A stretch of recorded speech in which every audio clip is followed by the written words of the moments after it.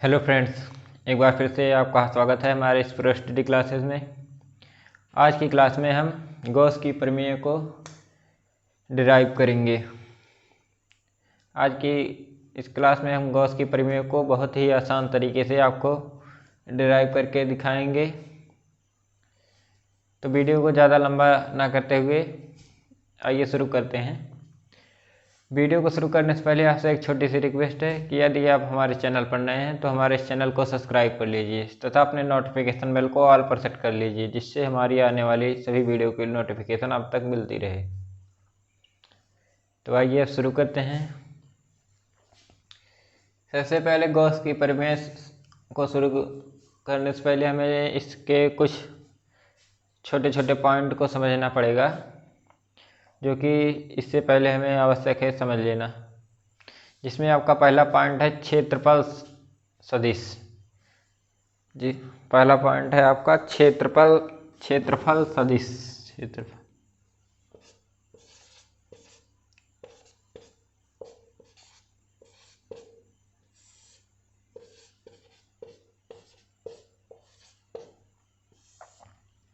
आपका पहला पॉइंट है क्षेत्रफल सदिश।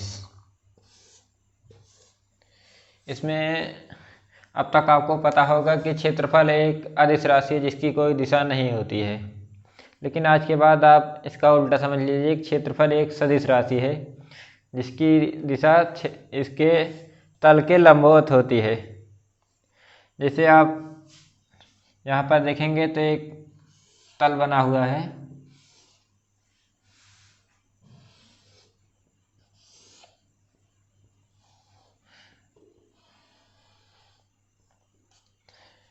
इस तल के लंबवत मतलब 90 डिग्री। इस तल के लंबवत इसकी दिशा होगी वेक्टर ए। इसको आप वेक्टर ए लिखेंगे। एक क्षेत्रफल है और इसकी दिशा इसके लंबवत है होती है। जैसे ये हमारा बोर्ड है तो इसकी दिशा इसके लंबवत आपके कैमरे की तरफ होगी। तो इसको आप इस तरीके से लिख सकते हैं। क्षेत्रफल एक सदिश राशि है, इसमें आप लिखेंगे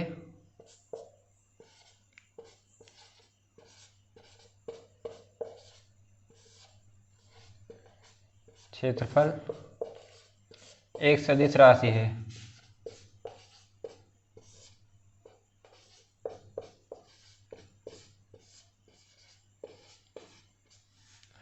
जिसकी दिशा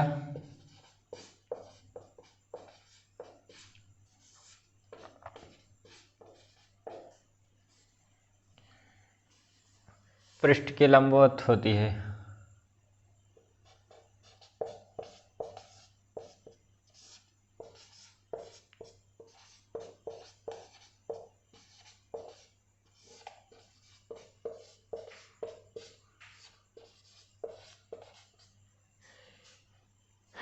यहाँ से आप समझ सकते हैं कि क्षेत्रफल एक सदिश राशि होती है जिसकी दिशा क्षेत्रफल के पृष्ठ के लंबवत 90 डिग्री ऊपर होती है। जैसे आपको बताया हमने एग्जाम्पल में कि ये बोर्ड है, इसकी दिशा इसके लंबवत मार्कर की तरफ, कैमरे की तरफ होगी। इसको आप इस तरीके से भी लिख सकते हैं, vector A equal A vector A N cap. यहाँ पे ए क्षेत्रफल सदिश है, इसको आप लिखेंगे क्षेत्रफल सदिश।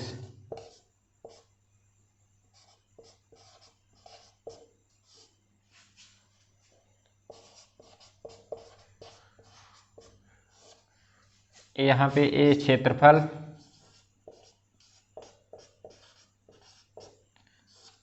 और ये क्षेत्रफल की दिशा में एकांक सदिश।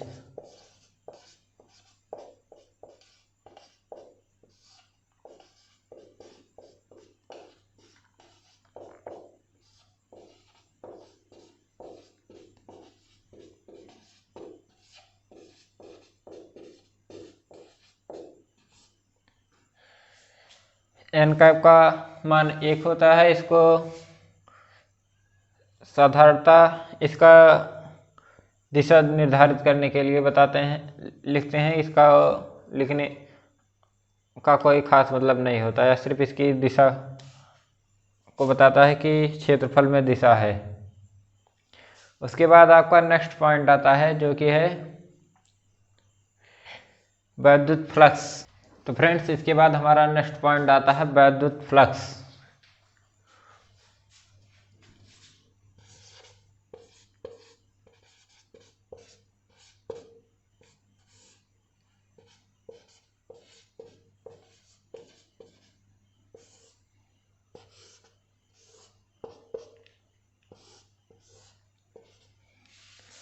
वैद्युत फ्लक्स को आप यहाँ पे समझेंगे एक चित्र के माध्यम से। जैसे ये कोई बिंदु आवेश है,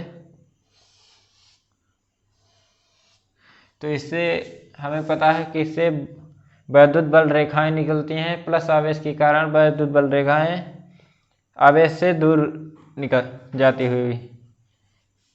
हैं। तो इसके मान लीजिए बल रेखाएं निकल रही हैं।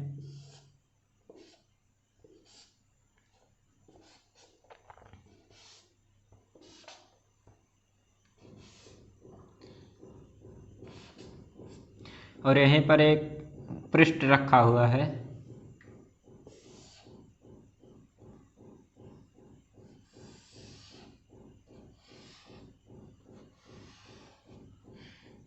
जितनी बल रेखाएं इस पृष्ठ से होकर निकलेंगी,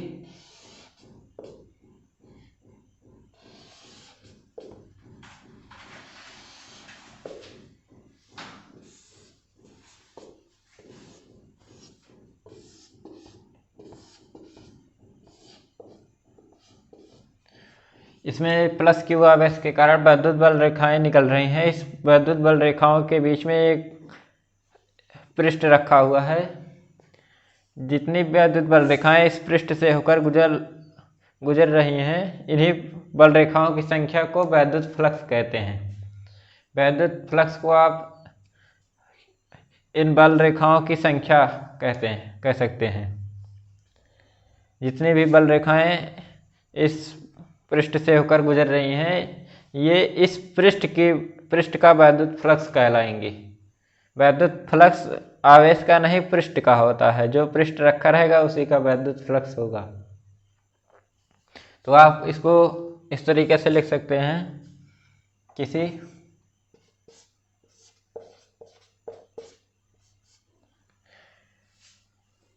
पृष्ठ से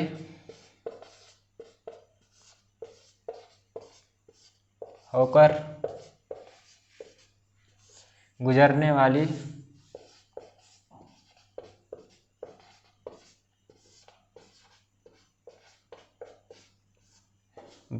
बल रेखाओं की संख्या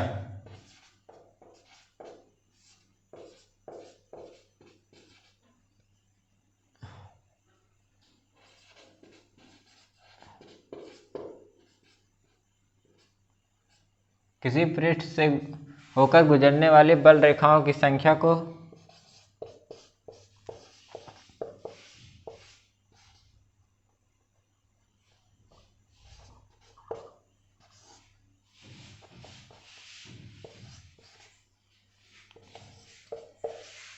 वैद्युत फ्लक्स कहते हैं।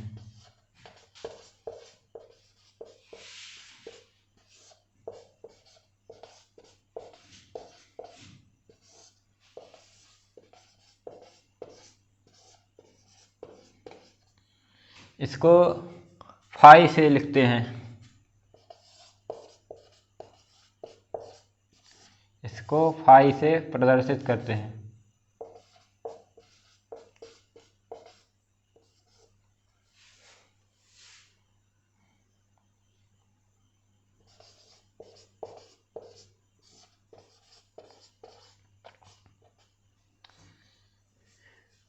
और इसका कुछ पॉइंट है जो आप नोट कर लेंगे।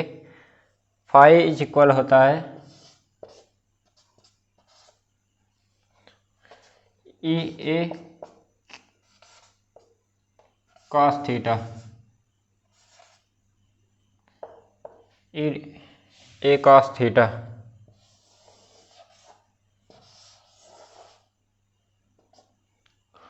इसको आप वेक्टर फॉर्म में जब लिखेंगे तो आपका हो जाएगा phi equal to vector A dot ए।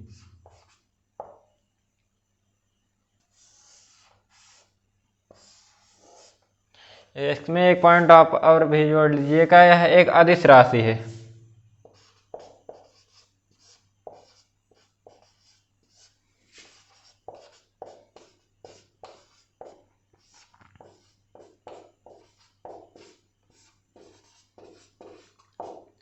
यह एक अदिश राशि है।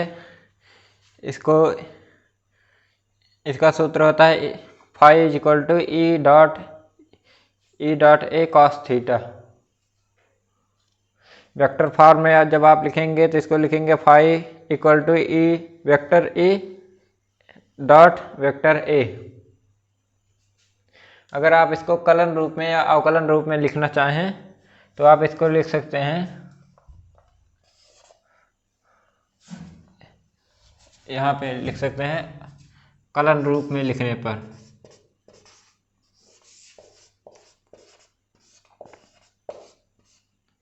कलन रूप में रहेगा तो डी फाई इक्वल हो जाएगा ई डी ए कॉस थीटा।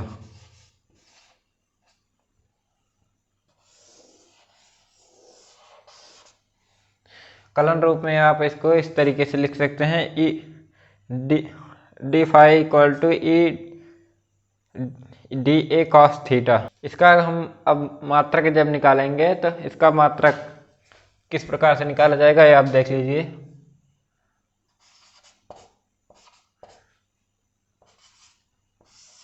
इसका मात्रक जब निकालेंगे तो यहाँ से हम देखेंगे वैद्युत क्षेत्र का मात्रक होता है न्यूटन प्रति कूलम। न्यूटन प्रति कूलम। और क्षेत्रफल का मात्रक होता है मीटर स्क्वायर। यहाँ से इसको मात्रक हमें निकल प्राप्त होता है न्यूटन मीटर स्क्वायर प्रति कूलम। और इसकी विमा भी हम निकाल सकते हैं यहीं पर। विमा इसकी हो जाएगी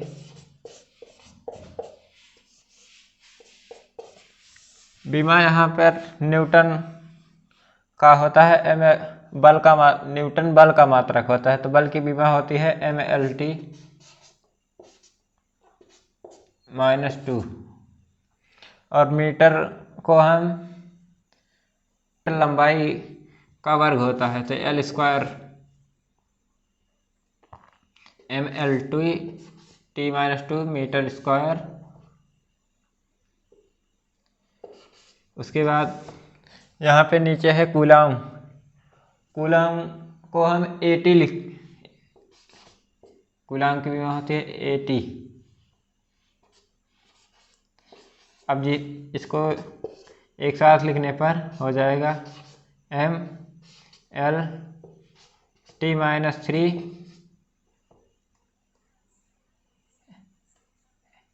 mLT की पावर 3 हो जाएगी mL3T पावर -3। उसके बाद mLT A पावर -1। ये आपकी बीमा निकल के आ गई। उसके बाद आपका नेक्स्ट पॉइंट आता है। अब आते हैं गॉस की परिमेय पर। गॉस की परिमेय समझने से पहले इनके कथन पर हम ध्यान देंगे। इनका कथन है कि किसी बंद पृष्ठ से होकर गुजरने वाला वैद्युत फ्लक्स उसमें उपस्थित आवेश का 1/ε0 गुना होता है। सबसे पहले हम इनका कथन लिखेंगे।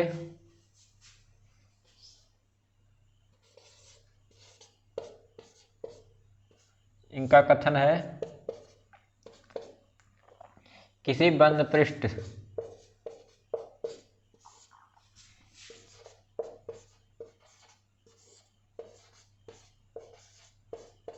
किसी बंद पृष्ठ से होकर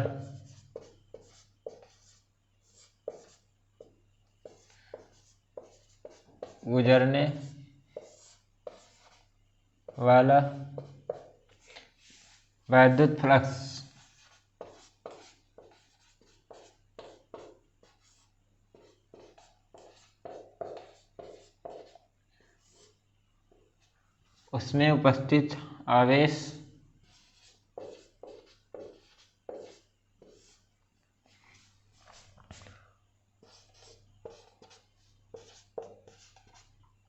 उसमें उपस्थित आवेश का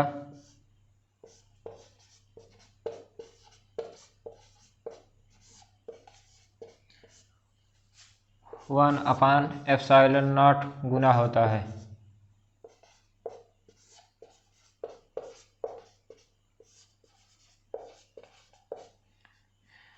तो इनका कथन है कि किसी बंद पृष्ठ से होकर गुजरने वाला वैद्युत फ्लक्स उसमें उपस्थित आवेश का 1/ε0 गुना होता है। तो इन्होंने इसमें एक शब्द प्रयोग किया है बंद पृष्ठ। बंद पृष्ठ को आप इस तरीके से समझ सकते हैं जो कि चारों तरफ से क्लोज्ड हो। जैसा कि आप इसमें यहाँ पर अगर देखेंगे तो हम एक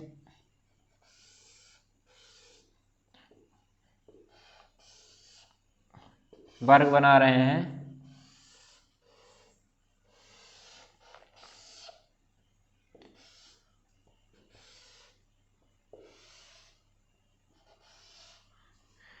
ये वर्ग चारों तरफ से बंद है। जैसे कि आप एक जहाँ पर पढ़ रहे होंगे वहाँ पर एक कमरा होगा तो कमरे को ही ले लेंगे तो उसमें चारों तरफ से बंद है, नीचे धरती है और ऊपर छत है आपकी, तो आपका पूरा चारों तरफ से क्लोज है। तो इसी को बोलते हैं बंद पृष्ठ। या फिर एक गोला हो गया, ये गोला भी बंद पृष्ठ है। यदि इसमें कोई आवेश रख दिया गया, कोई आवेश क्यू है और इससे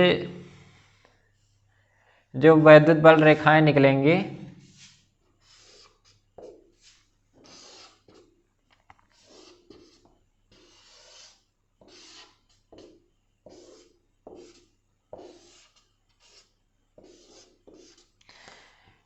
इस बंद पृष्ठ से क्यू आवेश प्लस क्यू आवेश के कारण जो इसके वैद्युत बल रेखाएं निकल रही हैं इस बंद पृष्ठ में, ये वैद्युत फ्लक्स है। जो ये बल रेखाएं निकल रही हैं इनको वैद्युत फ्लक्स बोलेंगे। इसका वैद्युत फ्लक्स इसके आवेश का 1/ε0 गुना होगा। एक बार फिर से समझेंगे। इसमें उपस्थित इसका वैद्युत फ्लक्स है, जो वैद्युत बल रेखाएं निकल रही हैं इसके पृष्ठ से, इसको वैद्युत फ्लक्स बोलेंगे। इस किसी बंद पृष्ठ से निकलने वाले वैद्युत बल रेखाओं को वैद्युत फ्लक्स बोलते हैं और वैद्युत फ्लक्स इसमें उपस्थित आवेश का 1/ε0 गुना होगा। तो आशा करता हूँ आपको वैद्युत फ्लक्स समझ में आ रहा होगा कि वैद्युत फ्लक्स क्या होता है। वैद्युत फ्लक्स ये जो बल रेखाएं निकल रही हैं इनको वैद्युत फ्लक्स बोलेंगे बंद पृष्ठ से, और वैद्युत फ्लक्स का मान इसके उपस्थित आवेश का ε0 गुना होगा। और दूसरा पॉइंट है, यदि कोई आवेश है इसके बाहर कई आवेश रख दिए जाएं, जैसे यहाँ पे मान लीजिए Q2 आवेश है, यहाँ पे Q3 आवेश है, ये प्लस है, ये माइनस है, ये Q4 Q5। यदि इसके बाहर कितने भी आवेश रख दिए जाएं इस पर कोई प्रभाव नहीं पड़ेगा। इसमें केवल इसके अंदर जो आवेश रहेगा उसी से इसको मतलब है। इसके वैद्युत फ्लक्स में परिवर्तन तभी होगा जब इसके अंदर आवेश रहेगा, इसके बाहर आवेश रहेगा तो उससे इसके वैद्युत फ्लक्स में कोई प्रभाव नहीं पड़ेगा। या फिर यदि इसके अंदर वैद्युत द्विध्रुव को रख दिया जाए, जैसे इसे मान लीजिए एक और गोला है, इस गोले के अंदर अगर हम वैद्युत द्विध्रुव को आपको पता होगा, हमने पढ़ाया है इसके पहले लेक्चर में कि एक पर प्लस आवेश तथा दूसरे पर माइनस, विपरीत दोनों बिंदुओं पर विपरीत आवेश रहते हैं, उसी को वैद्युत द्विध्रुव बोलते हैं। इसमें कितने भी अगर वैद्युत द्विध्रुव रख दें हम, तब भी इसका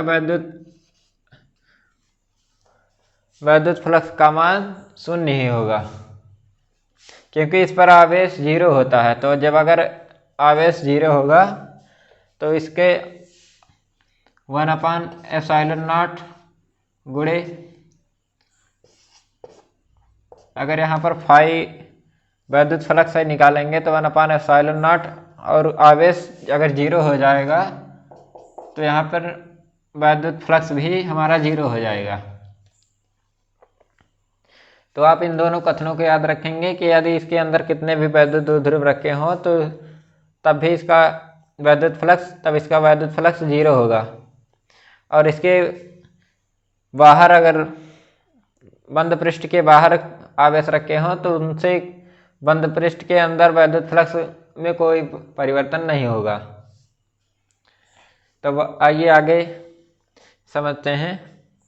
तो गॉस की प्रमेय का कथन है कि किसी बंद पृष्ठ से होकर गुजरने वाला वैद्युत फ्लक्स उसमें उपस्थित आवेश का 1/ε0 गुना होता है, जिसको आप इस तरीके से लिखेंगे, phi equal to 1/ε0 into Q.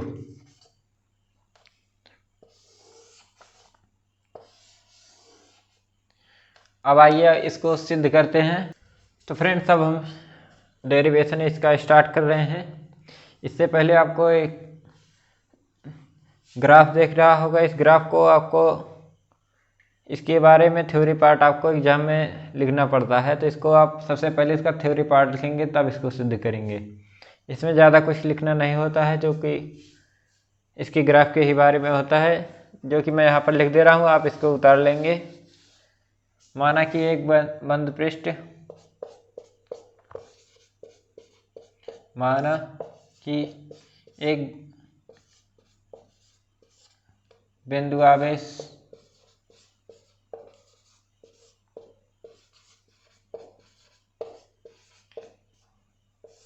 Plus Q, एक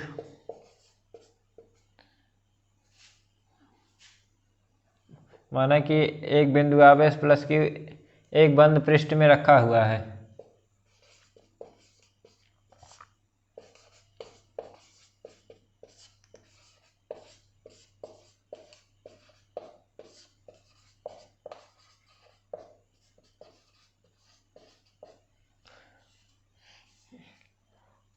बंद पृष्ठ में रखा हुआ है तथा प्लस क्यू से आर दूरी पर एक बिंदु पी है, जहां पर हमें वैद्युत फ्लक्स का मान ज्ञात करना है, तथा प्लस क्यू आवेश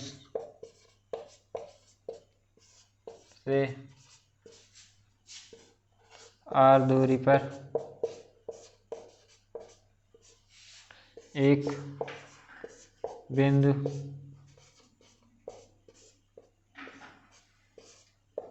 पी है, जहां हमें वैद्युत फ्लक्स का मान ज्ञात करना है।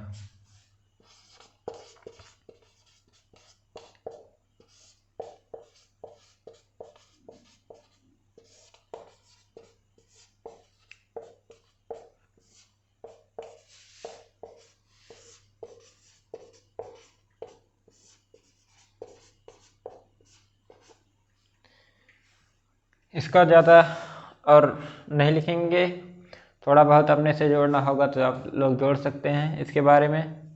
तो आइए अब स्टार्ट करते हैं। सबसे पहले हम इसके बिंदु प्लस क्यू आवेश के कारण बिंदु पी पर, ये जो बिंदु है, इस पर वैद्युत क्षेत्र की तीव्रता निकालेंगे। ये बिंदु यहीं पर नहीं, इसके किसी भी परिधि पर चाहे जहाँ पर आपको निकालेंगे तो यही आपका आएगा। यहाँ पर चाहे जहाँ पे आप निकालेंगे विद्युत क्षेत्र की तीव्रता का मान वही आएगा। विद्युत फ्लक्स अब चाहे जहाँ पर निकालेंगे तो सबसे पहले लिखेंगे प्लस क्यू आवेश के कारण विद्युत क्षेत्र की तीव्रता। यहाँ से डेरिवेशन स्टार्ट कर रहे हैं। प्लस क्यू आवेश के कारण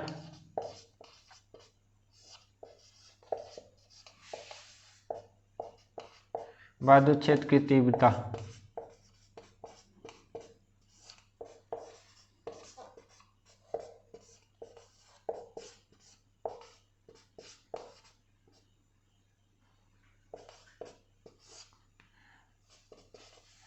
किसी बिंदु आवेश के कारण विद्युत क्षेत्र की तीव्रता आपको हमने इसकी पहले वीडियो में डेरिवेशन कराया हुआ है। यदि आपने वो वीडियो ना देखा हो तो आप चैनल पर जाकर देख सकते हैं कि किसी बिंदु आवेश के कारण विद्युत क्षेत्र की तीव्रता का मान कैसे निकाला जाता है। तो उसको डेरिवेशन कराया है हमने, जो कि होता है E = 1/4 pi epsilon not Q/r²। इसको हम समीकरण 1 मानेंगे।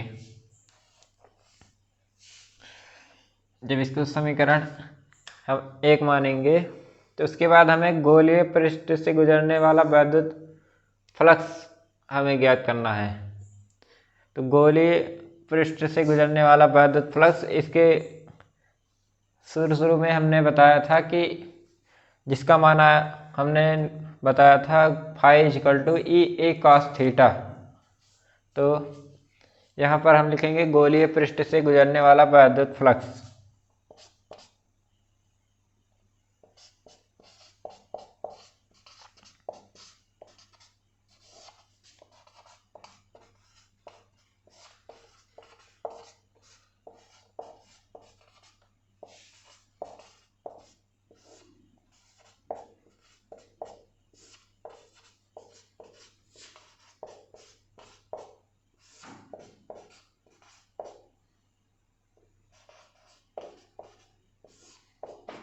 जो कि होता है EA cos थीटा। विद्युत फ्लक्स को फाई से लिखते हैं, जो इसका EA cos थीटा।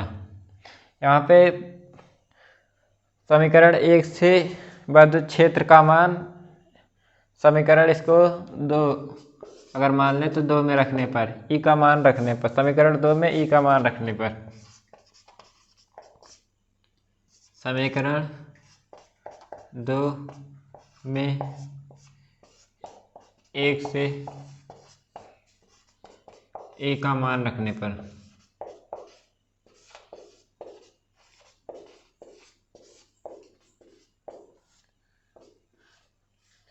जब समीकरण 1 में E का मान है 1/4 पाई एप्सिलॉन नॉट Q/r², कि एक नियतांक है, इसको नहीं लिखेंगे तब भी चलेगा। तो यहाँ पे अब आगे देखेंगे तो हो जाएगा फाई = E का मान रखेंगे 1/4 पाई एप्सिलॉन नॉट, और उसके बाद यहाँ से यहाँ पे ये जो गोलीय पृष्ठ है इसका क्षेत्रफल है। गोले का क्षेत्रफल होता है πr²। तो यहाँ पे हम लिखेंगे A के स्थान पर इंटू में πr²,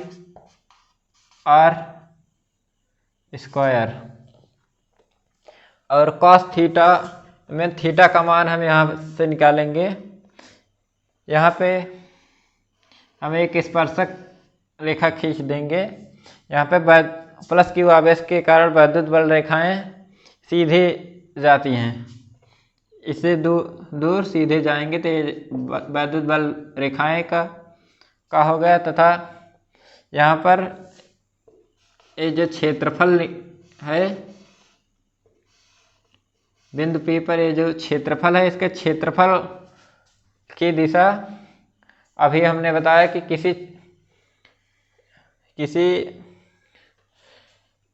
किसी क्षेत्रफल की दिशा उसके लंबवत होती है। किसी वस्तु की, जैसे हम इस बोर्ड के क्षेत्रफल की दिशा को हम ज्ञात करेंगे तो इसकी क्षेत्रफल की दिशा इसके लंबवत होगी। तो लंबवत यहाँ पे अगर हम निकालेंगे तो लंबवत इसी तरफ होगी। क्षेत्रफल की दिशा, इसको वेक्टर ए लिखेंगे और ये ई है। तो यहाँ पर अगर हम देखेंगे तो क्षेत्रफल की दिशा और वैद्युत बल की दिशा दोनों एक ही तरफ है। तो यहाँ पर थीटा का मान हमें 0 प्राप्त होगा। तो यहाँ पर हम लिखेंगे cos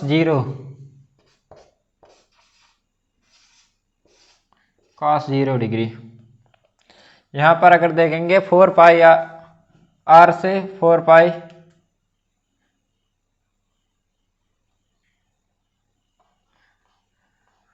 पाई आर,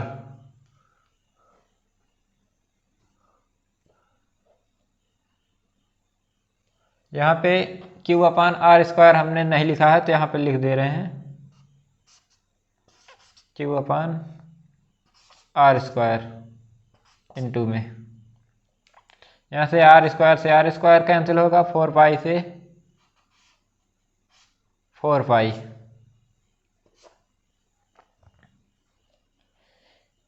तो हमारा फाइनल रिजल्ट निकल के आएगा यहाँ पे 1/ε0 बचेगा, 1/ε0 और यहाँ पे Q बचेगा इंटू में Q, और यहाँ पे cos 0 अंश का मान होता है 1। तो हमारा फाई इक्वल आ जाएगा 1/ε0 इंटू Q।